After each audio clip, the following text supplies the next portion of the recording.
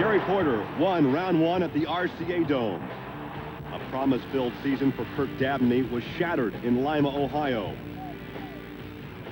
Fred Schaefer and the Barefoot Dodge's blistering start at the beginning of the season, only to be cooled by Dan Runte and Eric Meager. Team Bigfoot rising to the occasion on this, the 20th anniversary, a fitting tribute to the man who created the monster truck, Bob Chandler. The casualties of qualifying in Canfield, Ohio. And a late season charge by a lady in a van that sure knows how to boogie. These are the images of this year's PENDA Points Series. We'll see what new tales will be spun as we head to our final stop, the 14th Annual Fall Nationals in Indianapolis.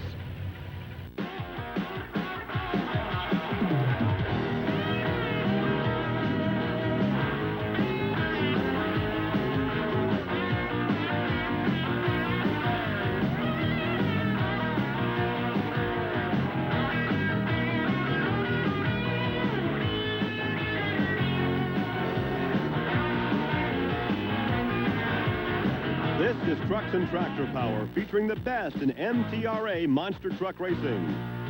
From the Indiana State Fairgrounds in Indianapolis, it's the Tire America Four-Wheel Jamboree Nationals. This is a significant weekend for the Bigfoot organization. In fact, this marks the 20th anniversary of Bigfoot racing. It all began 20 years ago with this truck right here. And to commemorate this date and this anniversary, the mayor of Indianapolis, Stephen Goldsmith, has declared today Bigfoot Day in the greater metro Indianapolis area.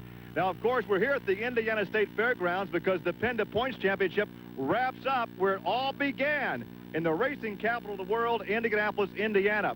Now, the Bigfoot Power Wheels with Dan Runte has already wrapped up the PENDA Points Championship, but there is a great battle going on for second, third, and fourth. And here with that story is Army Armstrong. Gary, 790 points is all that separates the 2 through 4 position for the PENDA Points chase. And we've got a battle royal coming up. Ironically, the 3 positions we're talking about, 2 is a Dodge, 3 is a Ford, and 4 is a Chevrolet. So all the manufacturers are represented. Here's the story. Fred Schaefer in the Barefoot Dodge, the old pro. He's got to put away this kid named Eric Meagers in that Bigfoot Ford. So it turns into a battle royal of the manufacturers. Meanwhile, Gary Porter, he's kind of in the catbird seat. He's the only privateer in the top 5. And one of these 2 I just told you about a moment ago, the Ford or the Dodge, is not going to be a player after this round for the PENDA Points. Yeah, because they meet in round 2. Here are the survivors of round 1. Power Wheels Rampage, Bigfoot Barefoot, Boogie Van Overkill and Carolina Crusher, and the Executioner. Want to take you back now to qualifying Samson with Dan Patrick. This is what happened earlier in the day, Army. The Samson truck, known by the kids with those big old arms, was literally trying to muscle his way into this show. And this is a classic case of a bad qualifying run. Well, he lost the front end, lost the doghouse, broke the axle, the suspension, a lot of damage. And earlier, Army talked to Dan Patrick. You're looking at pieces of Dan Patrick's broken truck. Dan, what happened in that qualifying session? Well, when the truck landed on the second jump, I think basically what happened was we sheared the flange off, and which let the wheel come back, locked it up, which tore all the other parts up. But what happened here, we think it's from a long, hard summer. At Lima, we maybe hit the cars real hard in no man's land and kind of jammed the front end up there. Then also in Bloomsburg, we made those hard landings on that second jump there. We noticed that, well, we bent the housing there, but we couldn't tell that there was any fractures from the outside. How can you tell now? Well, by looking at discolorations in the material where the brakes are, this is what actually was holding it yesterday. The rest of the stuff had broken, but you couldn't see it visually. So it's just a long time coming this summer after hitting all those hits and just taking it here. This wasn't a hard landing. It really shouldn't have happened. Well, he was able to get the truck ready for round 1 as we show you some highlights now from round 1. Pam Botters, the far lane, in the Boogie Van, and Dan Patrick, the near lane. Yeah, Patrick and his crew and other crews literally thrashed to get it back together. But Pam Botters, the young lady, all of a sudden decided to say, hey, fellas, I'm stepping up. I'm for real. I'm going to cut about a 5/16. Bingo. Also, round 1 highlights, Paul Schaefer, far lane, Fred Schaefer, no relation in the near lane. As a matter of fact, I don't even think they like each other, Gary. Fred Schaefer had the low ET for round 1 at 5.08. You know, the 5:08 was a good number, but Eric Meager came up and ran against the Hall Brothers team in that round 1 competition. He went a 5:22. Now remember, quick qualifying is a 4:96. Schaefer went an 08 with a 5. This 5:22 is going to get much quicker if he's going to be competitive in the later rounds. Yeah, Eric will have to step it up just a bit. Brand new truck, though, for Brian Welsh as he debuts this vehicle against Gary Porter. Yeah, the big wreck in Canfield, Ohio, kind of pushed him into a corner and made him play some cards he wanted to wait and hold on until next year. And ironically, he in a GMC goes up against Porter in a Chevrolet. And Gary Porter would take the advantage there and move to round 2 competition. Another driver who had his bad luck earlier in the year, Kirk Dabney. He also has a new paint job on his truck. New color scheme as well.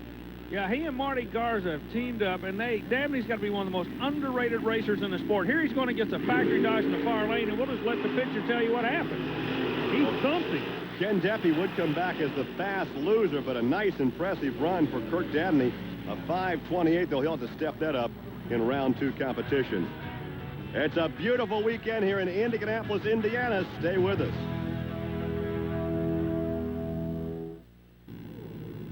The Christmas tree at the starting line at the Indiana State Fairgrounds for the fall 4-wheel Jamboree Nationals. Gary Lee and Army Armstrong. And there's a look at Dan Runte in the Power Wheels. He goes up against Ken Deppy and Rampage, a pair of factory-back trucks, a Dodge and a Ford. Well, and you got psychological advantage here. Deppy has nothing to lose. Put it on kill, bump this Ford off. The Ford's already won the World Championship, the PENDA Point Championship, so, you know, he's only got one way to go. And he knows everybody's coming after him, so it's back to an old-time slapping contest between 2 good drivers and 2 good pieces of equipment. And this is what the sport of monster truck racing comes to. And once again, your world champion in the PENDA Point Series takes the measure of the Dodge, so the Ford wins. Runte a 5.04. And look at what's coming up next for you. The Dodge against a Ford. That would be Schaefer against Meager. But before we have that marquee matchup, let's go trackside and talk to Dan Runte. Dan Runte, you're doing an awfully good job of driving this truck, but it is taking some spooky bounces on the finish line in. Yeah, Army, the Ford Power Wheels Bigfoot, it's hooking up hard. It's running down through there. It's going real good over the first set. We're hitting the second set. The truck's twisting in the air, and it's throwing us around down there. We got to figure out a different strategy or maybe even a lane change. We'll just have to see how it ends up. It is indeed the 11th hour for these 2 guys in the battle for second place in the point standing. Yeah, the whole year comes down to this one race. It'll last less than 5 seconds. Now, you got to remember, the Dodge won a 5:08 in the first round. The Ford has already got into the second round with a 5:04, so the track is getting quicker. Looks like it's Schaefer. It looks like Schaefer. Whoa, they're trying to get him shut out on the big Schaefer, end. a 5:03. Meager high-sided that thing and almost took it on over upside down. The track is quicker. The 03 beats the 04, which beats the 08.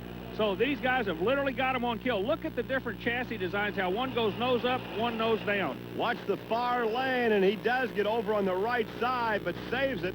So the victory goes to Fred Schaefer. He's with Army. You got to be tickled to death with putting him out in that round, Fred. Yeah, right, Army. It's a real close here between second and third place here, and we want to maintain that second. We're going for first. Here's a good matchup, Army. There is a good look at the overkill truck, Kirk Dabney, and he will stage alongside Pam Vodders, who's been a very pleasant surprise late in this PENDA Points season in the Boogie Van. Well, what happened is Pam Vodders and her husband, they teamed up and they went after a guy that knows how to make horsepower in the alcohol engine category. As a matter of fact, he's a crew chief of one of the strongest running NHRA alcohol cars. You see Pam's picture come up out of Hagerstown, Maryland, and since they've hooked up with the mystery man, they have been running real fast. She stages the van here in round 2. What'd I say? And there is the margin of victory. Both drivers having some difficulty. The shutdown lane, a little 360 or 180 bootleg spin there by Pam. What they're doing, everybody's hooking to the right as soon as they land. I talked to Runte a little bit earlier about it, but as soon as you land, the trucks are going to the right. Exception will be, as we know, the replay will be in the left lane here. But keep an eye on how the truck seems to have a mind all its own when it lands. here. You can see the margin of victory right there at the finish line. Now let's take a look at the landing in the lane with Kirk Dabney. Yeah, Dabney came across the corner. He hooked to the right big time. Here's a look at Pam Botter's landing. And she hooked. And she does a little bootleg 180. And that mystery man you referred to as making the horsepower is Pete Brosine. He's down in the pit area now with Pam and Mike Botters, and there's the crew. Army? All along, you've been saying you could do it. You just need the brake, the new engine combination. Your husband's working hard, and you're there. You're a player now. I'll tell you what, this whole team's working hard. My husband, we worked especially hard this whole past month to get everything ready for Indy. We knew Indy was the last race, and we had to come up in our points. We have Pete Brosine, which is a miracle man that came upon our team, you know, and he's just done tremendous things for us. You're doing an awfully good job, too. Keep up the good work. Thank you, Army. Thank you. Nice to see the big smile on Pam's face. And there is a look at Mark Hall, the executioner, who comes back by way of being a fast loser from round one. There is Mark from Champaign, Illinois. We were talking about the privateers. Mark and his brother worked so hard to make this truck run, and they're going to keep hammering and nailing. It's kind of like, how do you eat an elephant one bite at a time? Well, they've been taking one bite all year long, but today they got to go up against Gary Porter. They're strong runners, they're hard runners, but they always seem to have a black cloud hanging over them. A pair of privateers. As is Porter, you know, credit where credit's due. Good, two strong running Chevrolet-powered privateers here. And it is Gary Porter, but not by much. There's that hook to the right again on the end. Hall ran him hard. There's nothing to hold your head down about there. Those guys are players. Just need that was a good run.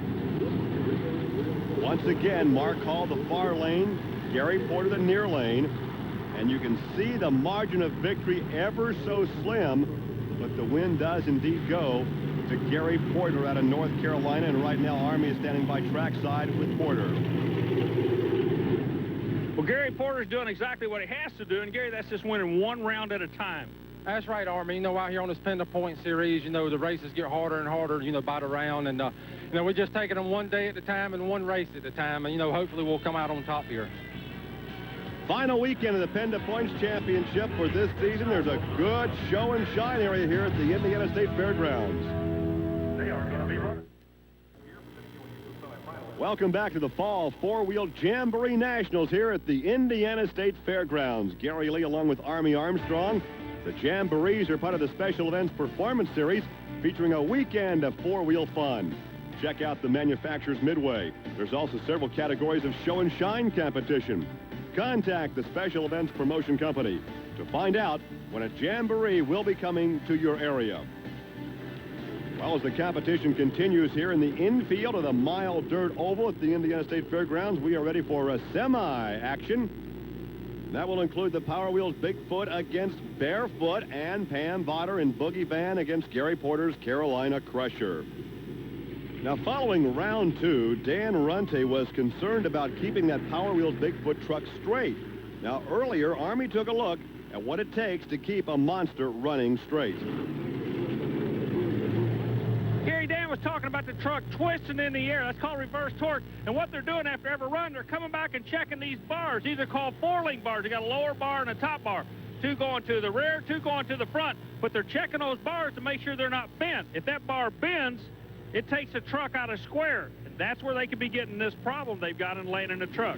Back to you, Gary. Well, the technology in suspensions has really enabled these guys to go so fast over these cars. It's the same basic technology used in drag racing with the four-link suspension on the rear.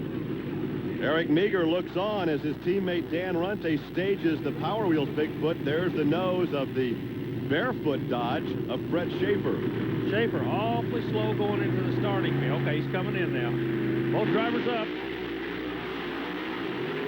Oh, did you see that surge? Whoa. Did you see the surge when he came Landed, off that first jump? They're setting their chassis different. The Dodges are dropping their rear wheels down. Making contact quicker than the Fords, and that's putting them on the other end. You think they're not happy? 494. Now watch as the rear settles down after this first jump, and watch the surge right here. Yeah. Look at him kick out, and that's where he wins it. Fred Schaefer takes the victory. And right now, he has to be ecstatic. Let's go down trackside. He's with Army. That had to be a win you're looking for all year long. Yes, it has, Army, and here in Indianapolis, that's a big one for me, and feels good. Well, Fred, of course, could have used a few victories like that earlier in the season. He took a nosedive about mid-season. As we take a look at the surging boogie van of Pam Botters. Oh, what a season this gal is culminating with. When we came down to 4 trucks, we had 2 factory trucks in 1 round and 2 privateers in this round. Guys against the girls, Chevrolet against the Ford. Pete Rosine comes over making horsepower for the Ford. Gary Porter relies on his own people to make horsepower. But right now, nobody's taking anything away from this young lady. Good tight run, and I don't know. Who won that one, Army? I don't know. Pam Botters, the boogie van, a 5-2-4. Let's wait for the official word from our, Mike Botters believes his wife has won. And we're now being told that Gary Porter has been DQ'd. Okay, what did he do, go off the track? Apparently right here, he's off the track over that second set of cars. Don't take anything away from her. She was the first one to the line. That's what counts. Now here's a look again at Gary Porter coming right at you, and this is where he gets DQ'd. Both tires have to hit the jump. Remember that. See, the tire on the left did not. Yeah, right there, he is out of bounds DQ'd. That means that even with the DQ, Pam Botters won it, and she's standing by with Army. Pam Botters, this is the day that you and your crew have been looking for. It's final time, and you're going to be there. I'll tell you, well, I'm kind of mixed for words. I'm real excited. I didn't know who won that race. I knew it was real close, and we're just working so hard, and if it pans out for us, I thank God. We've tried so hard. Well, you've seen the boogie van. Now here is a pickup truck that can twist and shout. Crank up the music. Oh, you'll see most anything here at the Indiana State Fairgrounds for the Fall Jamboree Nationals. And that's one expensive toy right there. Mike and Pam Botters, they're ready for the finals. We are too. Stay with us.